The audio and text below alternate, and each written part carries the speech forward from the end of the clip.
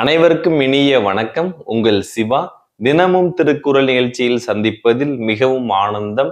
இன்றைய திருக்குறள் அதிகாரத்தின் பெயர் ஊடல் வகை.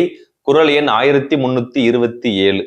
ஊடலில் தோற்றவர் வென்றார், அது மன்னும் கூடலிற் காணப்படும். அதாவது தலைவன் தலைவி இருவருக்கும் இடையில் போலியாக ஏற்படக்கூடிய சண்டை தான் அந்த ஊடல். அந்த ஊடல்ல தோற்று போகக்கூடிய நபர்கள் வெற்றி பெறுவார்கள் என்று வள்ளுவர் கூறுகிறார். அது எப்ப தெரியும் அப்படின்னா, அந்த ஊடல் முடிந்து இருவரும் ஒன்றாக உடலோடு உள்ளமாக ஒன்றாக கலந்து மகிழ்ச்சி பெறும்போது அந்த இன்பத்தை அந்த வெற்றி பெற்ற இன்பத்தை உணர முடியும் அப்படின்னு சொல்லிட்டு வள்ளுவர் வலியுறுத்துகிறார். பெரும்பாலும் தலைவன் தலைவிக்கு சண்டை ஏற்பட்டால் தலைவன் தான் தலைவனிடத்தில் சரணாகதி ஆவான். அதுதான் உலக நியதியாக இருக்கிறது. நன்றி, வணக்கம்.